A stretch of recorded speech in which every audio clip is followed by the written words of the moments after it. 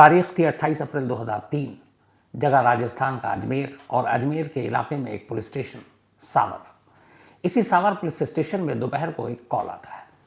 Phone करने वाला police को बताता है कि उस इलाके में, सावर के इलाके में एक कुआं है और उस कुएं में एक पोटली है और उस पोटली में एक लाश है, लेकिन उस लाश का सर गायब है। इसके बाद वो अगली जानकारी देता है कि उसी सावर इलाके में एक नदी है और उस नदी के किनारे एक और कपड़ा है जिसमें एक सर बांध कर रखा गया है और ये कटा हुआ सर है, और वहीं से कुछ दूरी पर एक और कपड़े की पोटली है और उसमें कुछ खून से सने हुए कपड़े और बाकी चीज़ें बंद फेंकी हुई हैं। पहले तो पुलिस को लगता है कि पता नहीं ये कोई सिलसिला है जिसने कॉल किया, लेकिन इससे पहले कि पुलिस जिसने फ़ोन उठाया था थाने में वो कुछ पूछताछ करती, फ़ोन कट जाता है। अब चूंकि खबर ऐसी थी कि पुलिस वालों का फ़र्ज़ था कि उस फ़ोन कॉल को चेक करें और उसकी बताई हुई चीज़ों को जाकर मौके पर देखे, तो पुलिस की एक टीम सावर इलाके में पहुंचती है। सबसे पहले वो एक कुएं के पास जाती है जिस कुएं का उसने नक्शा बताया था। वहाँ पुलिस झांक कर देखती है, एक कपड़ा कुएं के अंदर पड़ा हुआ था। गांव वालों की मदद से उस कपड़े को बाहर निकाला जाता है। कपड़ा वजनी था, उसके अंदर कुछ बंधा हुआ था। जब बाहर निकाला गया तो देखा कि एक लाश है जिसका सर गायब है। इसका मतलब है फ़ोन करने वाले ने खबर सही दी थी। अब पुलिस उसकी जो दूसरी बात थी उसकी तस्दीक के लिए नदी के किनारे जाती है। वहाँ जाकर देखती है कि वाकई वहाँ भी एक कपड़ा पड़ा हुआ है, एक पोटली जैसा। खोला जाता है तो उसमें एक सर मिलता है, लेकिन सर को देखकर पुलिस थोड़ी हैरान होती है, इसलिए कि उसका चेहरा जो था और सर के बाल बाकी चीज़ें, ऐसा लगा था किसी चीज़ से जलाने की कोशिश की गई है ताकि उसकी शिनाख्त ना हो। फिर उसी नदी के किनारे उस गुमनाम अनजान फ़ोन करने वाले ने जो तीसरी जगह बताई, पुलिस वहाँ पहुँची और वहाँ पर एक कपड़े की गठरी में कुछ अंदर कपड़े थे, शर्ट पैंट, और सब खून से सने हुए। यानी फ़ोन करने वाले की बात सच थी। पुलिस ने सारी चीज़ें समेटी, लाश के अलग अलग टुकड़ों को इकट्ठा किया और अजमेर के एक सरकारी अस्पताल में उसे भिजवा दिया पोस्टमार्टम के लिए। इसके बाद पुलिस तफ्तीश में जुट गई। 28 अप्रैल 2003 की यह बात थी जब सारी चीज़ें मिली और कॉल आया था।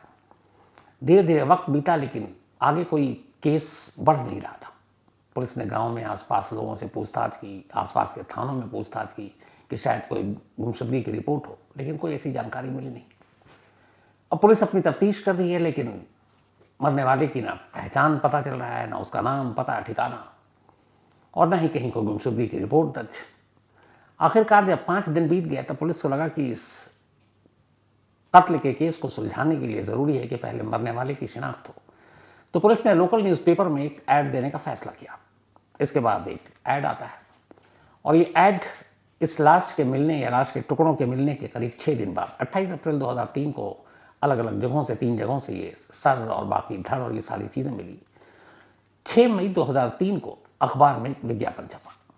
अच्छा, जब ये लाश बरामद हुई, पोस्टमार्टम हुई, तो पोस्टमार्टम में डॉक्टर ने एक बात बताई। उसने कहा कि जिसकी भी ये लाश है उसके बाईं आंख और जबड़े के बीच में कभी शायद किसी एक्सीडेंट की वजह से सर्जरी हुई थी और उसमें एक स्टील का वायर डाला गया था आंख के ठीक नीचे। तो वो चीज़ें पोस्टमार्टम के दौरान सामने आई। अब चूंकि चेहरा तो था नहीं, तो सिर्फ बगैर चेहरे के एक लाश की जानकारी देना उतना शायद कामयाब होता नहीं। तो पुलिस ने अपने विज्ञापन में बाकायदा इस चीज़ का भी जिक्र किया कि एक सरकटी लाश मिली है और ये कपड़े हैं, लेकिन उस शख्स के बाएं आंख के नीचे एक स्टील का तार मिला, वायर, जो शायद उसका कभी उसकी सर्जरी हुई हो। ये सारी जानकारी के साथ विज्ञापन दे दिया गया और पुलिस ने फिर पोस्टमार्टम के बाद उस लाश को एक लावारिस लाश के तौर पर अंतिम संस्कार कर दिया, लेकिन उसकी बाकी चीज़ें और तस्वीरें अपने पास सहेज कर रख ली। अब इधर विज्ञापन दे दिया गया और पुलिस इंतजार कर रही है कि शायद कोई आ गया। धीरे धीरे वक्त बीता। तभी इस अजमेर से बहुत दूर एक किशनगढ़ इलाका है, मार्बल के लिए फेमस है ये जगह। तो वहीं पर एक शख्स रहा करते थे जिनका एक बेटा मार्बल का बिजनेसमैन था, मार्बल का कारोबार करता था और उनका नाम था दुर्गा प्रसाद। इत्तेफाक से दुर्गा प्रसाद की नज़र उस अखबार के विज्ञापन पर पड़ी। इधर हो यह रहा था कि दुर्गा प्रसाद का एक बेटा जो मार्बल के कारोबार में था, जिसका नाम भवानी शर्मा था, वो पिछले कुछ दिनों से गायब था। लेकिन दुर्गा प्रसाद को ये नहीं मालूम था कि उनका बेटा गायब। उसकी वजह ये थी कि दुर्गा प्रसाद का ये बेटा भवानी शर्मा, इसकी शादी हो चुकी थी, पत्नी निधि शर्मा थी और 2 बेटे थे। शादी के कुछ वक्त बाद तक तो सब कुछ ठीक था, लेकिन फिर भवानी शर्मा अपनी पत्नी और दोनों बच्चों को लेकर अलग रहने लगा। और बाकी उसके जो दूसरे भाई थे, पिता माँ, वो अलग रहती थी। तो आमतौर पर आना जाना भी कम था। कभी कभार पिता अपने बेटे को फ़ोन कर लेते या बेटा अपने पिता को फ़ोन कर लेता और दोनों एक दूसरे की खैरियत जान लेते। लेकिन इधर कई दिनों से फ़ोन भी नहीं आया। फिर चूँकि उनका अपना मार्बल का बिजनेस था तो वो गोदाम पे जाया करता था। वहाँ के पुराने जितने एम्प्लॉय थे वो दुर्गा प्रसाद को जानते थे कि वो उनके मालिक के पिता हैं। तो अक्सर वो उस गोदाम पे अपने पुराने कर्मचारियों से भी बात कर लिया करते थे। तो उन्होंने फ़ोन करके एक दिन अपने बेटे की खैरियत जाननी चाहिए। तो गोदाम पे जो मुलाजिम था उसने बताया कि साहब आपका बेटा यानी कि भवानी शंकर तो यहाँ आ नहीं रहे, कई दिन हो गए और ऐसा कभी नहीं हुआ था। लेकिन अब उनके पीछे में उनकी पत्नी निधि शर्मा लगातार गोदाम आ रही और सारे वो जो बिज़नेस है, जो भी डील होती है, जो ख़रीदने की चीज़ें होती हैं, तो वो सारे पैसे भी अपने साथ लेकर चली जाती हैं। तो एक तरह से पूरा कारोबार वही देख रही हैं। ये सुनकर दुर्गा प्रसाद को बड़ी अजीब लगता है, इसलिए कि बेटा गोदाम नहीं जा रहा और कहीं है नहीं, मोबाइल पर बात कर रहे हैं, मोबाइल बंद है। बहू के साथ उनके रिश्ते बड़े अच्छे थे नहीं। फिर भी जब उन्हें लगा कि कुछ सुराग मिल नहीं रहा तो एक दिन उन्होंने अपने बेटे के घर पे फ़ोन किया। उनकी बहू ने फ़ोन उठाया, निधि ने। उन्होंने कहा कि भवानी कहाँ है, इधर कई दिनों से फ़ोन नहीं कर रहा है। तो निधि बताती है कि वो पता नहीं बिना बताए हुए कहीं चले गए, कुछ छोटा मोटा झगड़ा हुआ, उसके बाद वो गुस्से में निकल गए। तो उन्होंने पूछा कि तुम आजकल गोदाम जा रही हो, तुमने बताया नहीं। उन्होंने कहा कि अब वो है नहीं तो मैं क्या करूँ, तो इसलिए मैं जा रही हूँ। थोड़ी देर तक तो यही लगा दुर्गा प्रसाद को कि शायद पति पत्नी में झगड़ा हुआ। अक्सर ऐसा चीज़ें होता, पहले भी झगड़ा हुआ था, तो ऐसी कोई बात नहीं है। लेकिन 6 मई 2023 को अचानक जब वो घर पर थे और अखबार उनके घर पर आया, अखबार पढ़ते पढ़ते उस पुलिस के विज्ञापन पर उनकी नज़र पड़ी। उन्होंने जब उस विज्ञापन को पढ़ा तो एक चीज़ ने उन्हें चौंका दिया, और वो ये कि एक लावारिस लाश मिली है जिसका सर अलग धड़ अलग, कुएं से धड़ मिला, सर तालाब के किनारे। और इस लाश की शिनाख्त नहीं है, चेहरा चूँकि जला हुआ है, लेकिन उसकी बाईं आंख के नीचे एक स्टील का वायर मिला है जो शायद किसी सर्जरी के दौरान उसको लगाया गया था।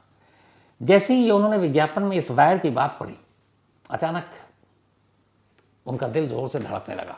उसकी वजह ये थी कि दुर्गा प्रसाद के बेटे भवानी शर्मा के करीब 11 साल पहले एक रोड एक्सीडेंट में जबड़ा टूट गया था और बाईं आंख के नीचे चोट लगी थी। तो डॉक्टरों को वहाँ दिखाया गया राजस्थान में। उन्होंने दिल्ली रेफ़र किया, दिल्ली के सर गंगाराम अस्पताल में एडमिट किया गया और वहाँ सर्जरी हुई। और उस सर्जरी के दौरान वही एक स्टील का वायर उसे लगाया गया था। अब विज्ञापन में यही बात थी। उन्हें लगा कि उनका बेटा गायब है, कहीं ऐसा तो नहीं है कि उसी की लाश थी। वो बुरी तरह घबरा गए। उन्होंने फ़ौरन अपने बाकी बेटों को खबर दी और कहा कि इस अखबार में जो पुलिस ने विज्ञापन दिया है, ऐड दिया, उसको पढ़ो। फिर उन्होंने फ़ौरन अपनी बहू निधि शर्मा को फ़ोन किया। उन्होंने कहा कि एक ऐसे ऐसे ऐड आया और जो हुलिया उसमें बताया जा रहा है वो सारी चीज़ें भवानी से मिलती हैं, ऊपर वाला ना करे ऐसा हो। तो काम करते हैं, सभी फ़ौरन पूरे परिवार के लोग चलते हैं अजमेर के उस पुलिस स्टेशन में, सावर पुलिस स्टेशन में, जहाँ पे ये लाश जिस पुलिस ने बरामद की थी और जिनके ज़रिए ये अखबार में ऐड दिया गया। सारे बेटे, उनकी बहुएं पहुँच गई, उनकी बेटियाँ पहुँच गई, लेकिन निधि नहीं आई। अब ये बड़ी अजीब बात थी कि जिस महिला का पति गायब है, पुलिस एक ऐड दे रही है, ससुर उनको बता रहा है और पूरा परिवार अब किशनगढ़ से वहाँ उस अजमेर के उस पुलिस स्टेशन में सावर में जाने की तैयारी कर रहा है और ख़बर देने के बाद भी निधि आई नहीं। तो क्या वजह हो सकती है? खैर, दुर्गा प्रसाद ने कहा कोई बात नहीं, वो नहीं आ रही, हम ही लोग चलते हैं, उसको रास्ते से पिक कर लेंगे। ये लोग निकलते हैं और फिर निधि के घर पहुँचते हैं, यानी वो अपने बेटे के, और उसके बाद वो निधि को पिक करके और पूरा परिवार अलग अलग गाड़ियों में अजमेर के सावर पुलिस स्टेशन में पहुँचता है। जब वहाँ वो जाते हैं तो पुलिस वाले उनसे पूछताछ करते हैं। तो बताते हैं कि हमारे बेटे की भी सर्जरी हुई थी और एक स्टील का वायर लगा था बाईं आंख के नीचे। लेकिन पुलिस वाले कहते हैं कि ये सिर्फ एक चीज़ तो काफ़ी नहीं है। तो उन्होंने कहा कि देखिए, जहाँ तक मुझे पता है, जिस डॉक्टर ने दिल्ली के सर गंगाराम अस्पताल की ये सर्जरी की थी, मैं उनका नाम और नंबर आपको दे रहा हूँ, आप उनसे बात कीजिए। पुलिस वालों ने फ़ोन मिलाया, डॉक्टर से बात की। डॉक्टर साहब ने कहा कि देखिए, ये जिस तरह की सर्जरी थी, ये इंडिया में हर अस्पताल में होता नहीं और बहुत कम इस तरह के केसेस आते हैं। मैंने कुल 3 इस तरह की सर्जरी की है जिसमें स्टील के वायर लगाए हैं, और उनमें से एक भवानी है जिसकी आप बात कर रहे हैं, भवानी शर्मा। तो पुलिस ने कहा कि हो सकता है आपने कहा हो, लेकिन ये बाकी किसी और का हो, भवानी ना हो, कोई और हो जो 3 लगाया। तो डॉक्टर साहब ने कहा कि बिल्कुल हो सकता है, तो एक काम करता हूँ मैं आपको, भवानी का तो आपने जिक्र कर ही दिया, बाकी 2 पेशेंट जिनको मैंने सर्जरी करके ये वायर लगाया उनके नाम और पते और नंबर देता हूँ। पुलिस ने वो नाम नंबर लिया, फ़ोन किया, इत्तेफाक से दोनों उस पेशेंट से जिसको इस तरह के वायर लगे थे बात हो गई, तो पता चल गया कि वो जिंदा है।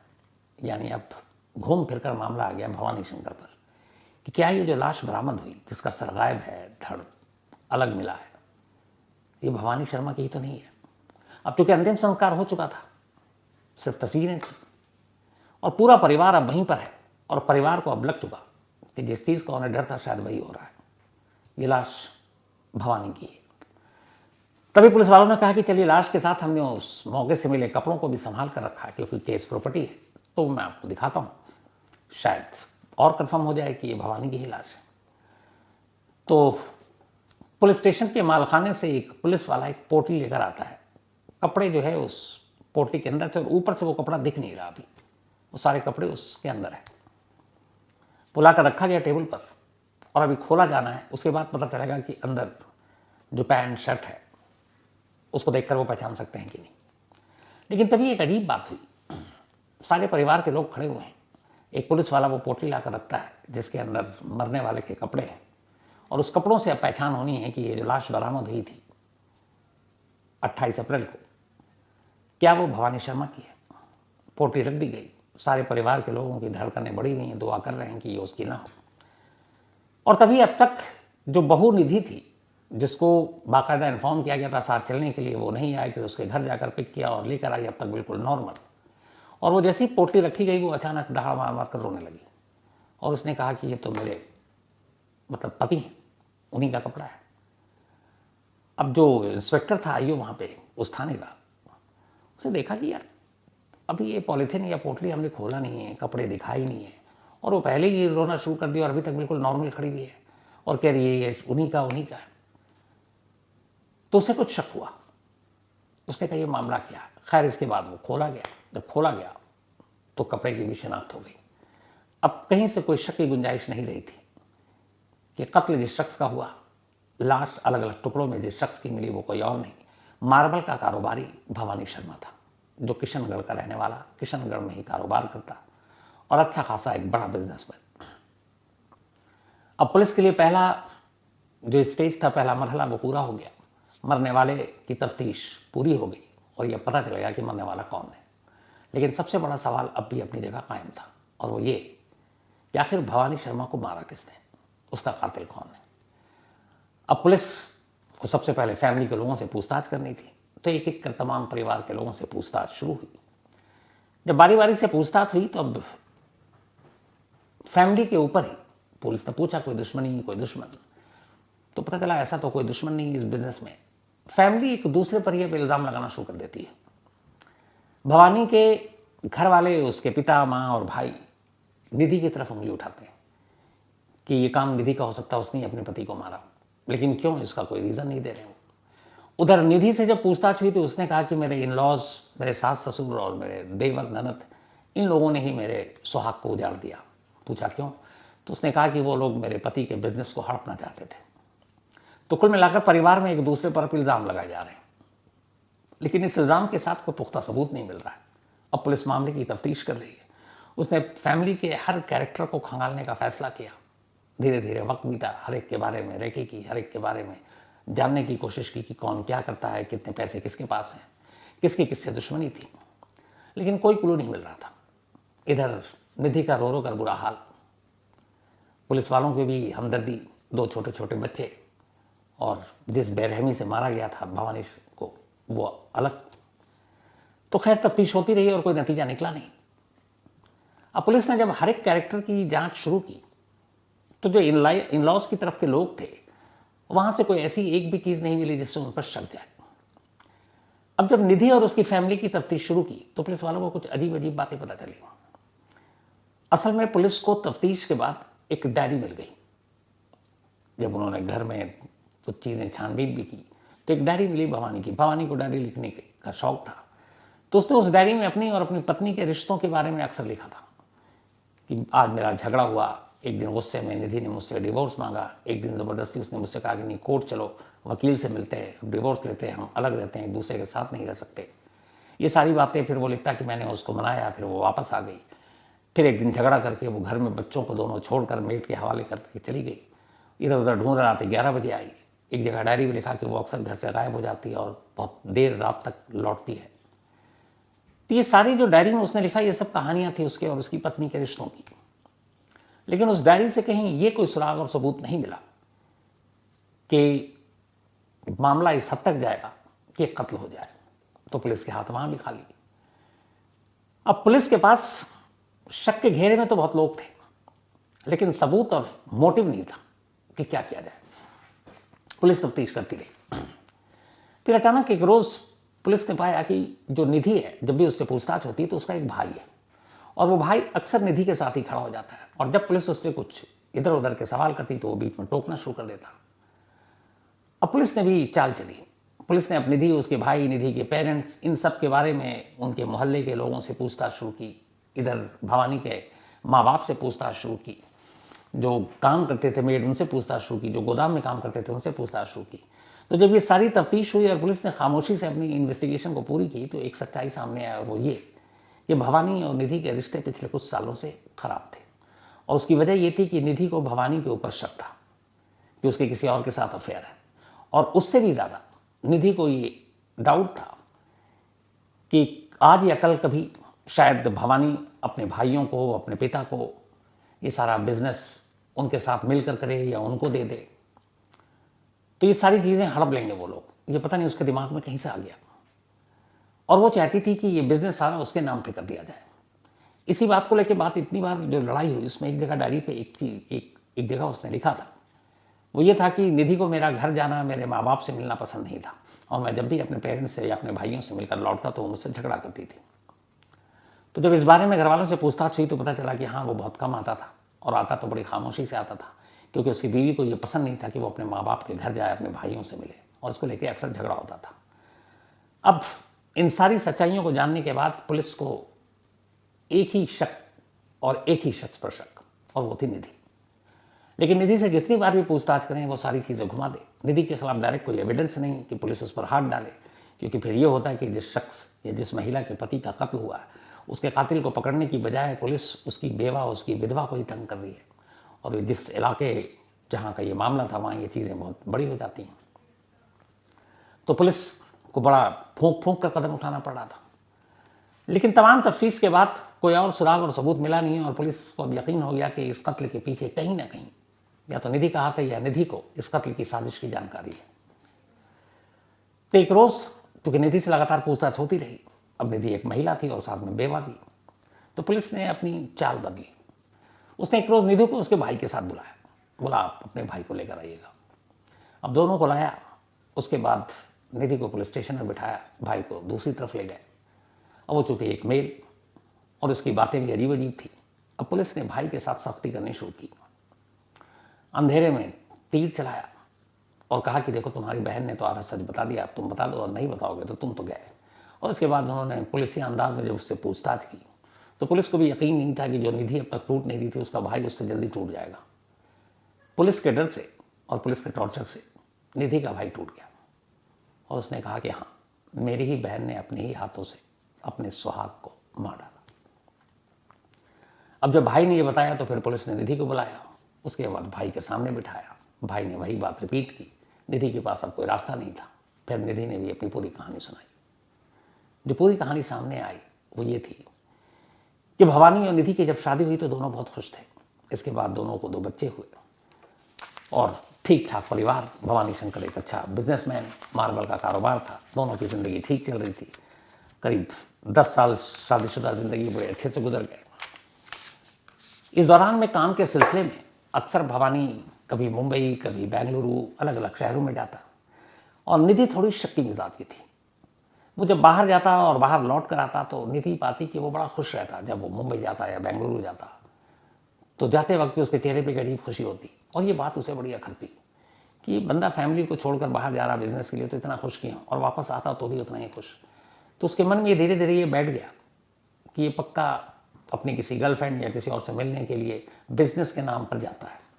यहीं से शक धीरे धीरे बढ़ने लगा और पति पत्नी के रिश्ते खराब होने लगे।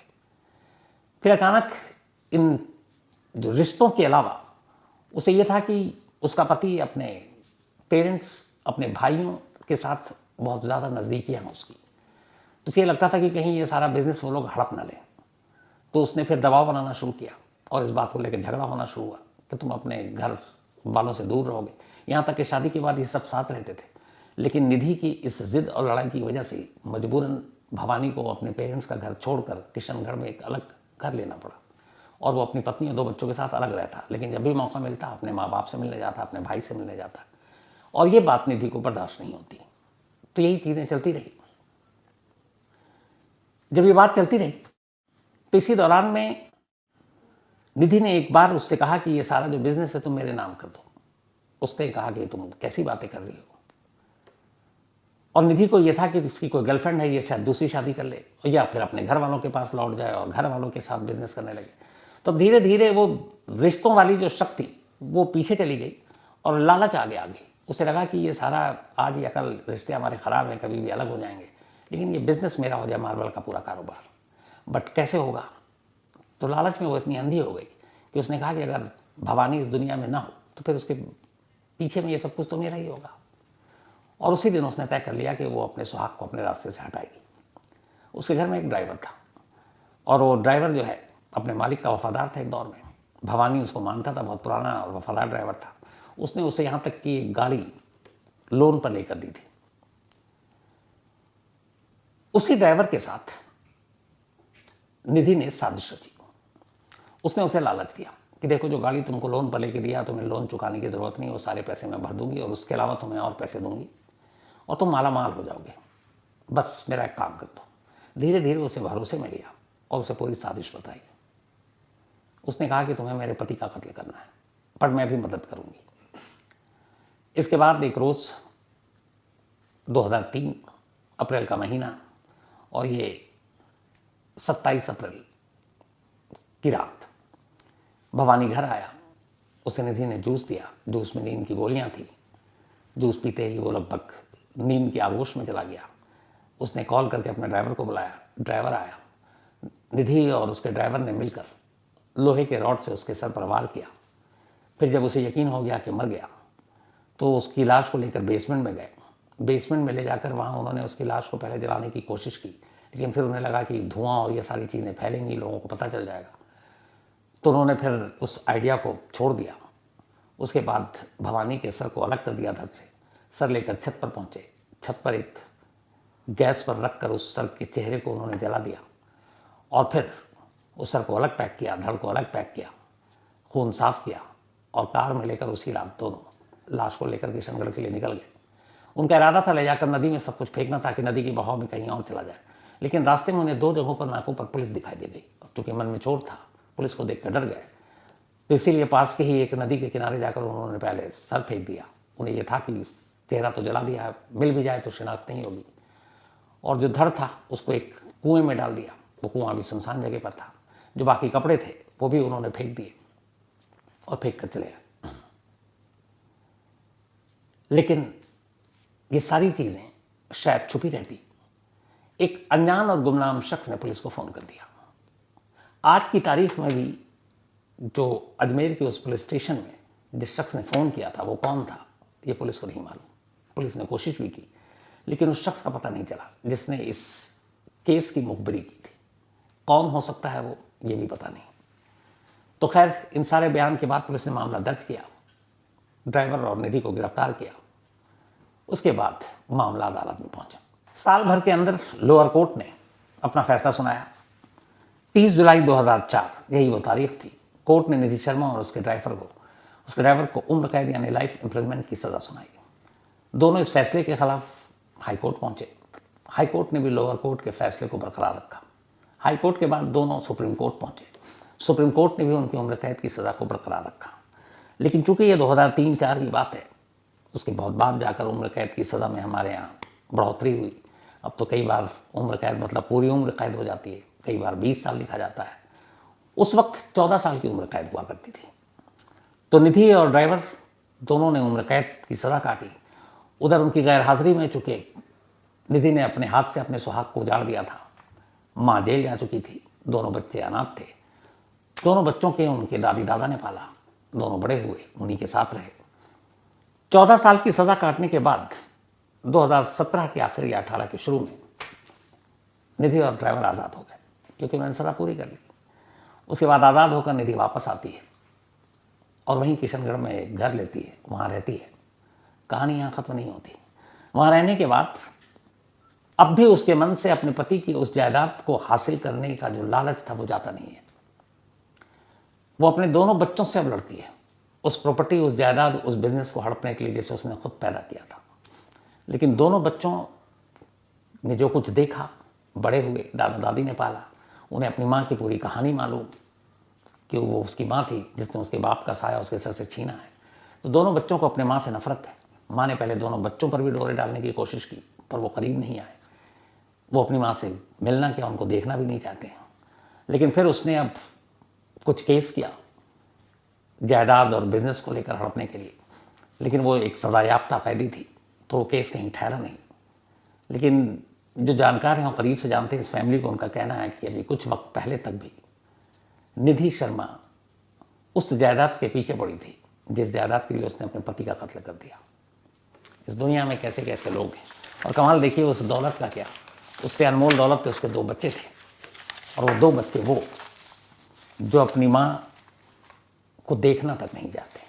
कोई भी बच्चा शायद ना देखना चाहे जिस माँ ने अपने ही पति को अपने ही हाथों से मार डाला हो और अपने बच्चों को यतीम कर दिया हो। लेकिन माँ का लालच अभी तक नहीं भरा, और जो असली दौलत थी 2 बच्चे, उससे भी वो दूर है। तो ये थी आज की कहानी। कहानी खत्म करूं उससे पहले वही अपना सिलसिला। आज कल्पना पांडे, इनका जन्मदिन है, तो हैप्पी बर्थडे कल्पना पांडे जी। और ये भेजा है मुदिता पांडे जी ने, उनकी मम्मी है। साथ ही परी, इनका भी आज बर्थडे है, तो हैप्पी बर्थडे परी, भेजा अशोक जी ने है। इसके अलावा रीटा मेंडोंजा, इनकी मम्मी का भी आज बर्थडे है, तो हैप्पी बर्थडे रीटा जी, आपकी मॉम को पूरी फैमिली की तरफ से। सृष्टि का भी आज बर्थडे है, तो हैप्पी बर्थडे सृष्टि। और ये भेजा है अमित कुमार ने, उनकी बिटियां हैं सृष्टि। हेतवी, इनका भी आज जन्मदिन है, तो हैप्पी बर्थडे हेतवी। और ये रवि रमावत जी की बिटिया हैं सूरत से। मजहर मिर्ज़ा बेग, इनका भी आज बर्थडे है, तो हैप्पी बर्थडे मजहर साहब। साथ ही इनाया, इनका भी जन्मदिन है, तो हैप्पी बर्थडे इनाया, भेजा शाहनवाज ने है। सुखबीर सैनी जी, इनका भी आज जन्मदिन है, तो हैप्पी बर्थडे सुखबीर सैनी जी। और ये भेजा है चिंकी एंड करण सैनी जी ने। साथ ही निशांत सिंह, इन्होंने पूछा है कि सुशांत सिंह राजपूत, अभी 14 जून कल की बात है, 4 साल हो गए इस केस में, कुछ प्रोग्रेस? तो निशांत साहब, प्रोग्रेस ये है कि वो फाइल सीबीआई हेडक्वार्टर दिल्ली में पड़ी है किसी अलमारी में। उसके ऊपर धूल तो नहीं जाएगी क्योंकि अलमारी बंद है, और सीबीआई के जो हेडक्वार्टर में सारी अलमारियाँ फाइल रखी होती हैं वो थोड़ा साफ़ सुथरा करके रखते हैं। वो जो पुरानी फिल्मों में आप देखते हैं फाइल उठा के झाड़ रहे हैं, ऐसा नहीं है। बड़ा हाई फाई वो बिल्डिंग है सीबीआई की, और फाइल अच्छे से है, लेकिन फाइल बंद है। उस फाइल के अंदर क्या लिखा है ये किसी को ना सीबीआई बता रही है ना अब तक बताया। 4 साल हो चुके हैं, पता नहीं कितने खर्चे कर दिए सीबीआई ने इन्वेस्टिगेशन के नाम पर। लेकिन कमाल देखिए कि इस देश की जनता को यह हक है कि उस केस में क्या हुआ उस पर सीबीआई के लब खामोश हैं और वो बता नहीं रही। तो ये केस वहीं का वहीं है जहाँ आपसे 4 साल पहले था।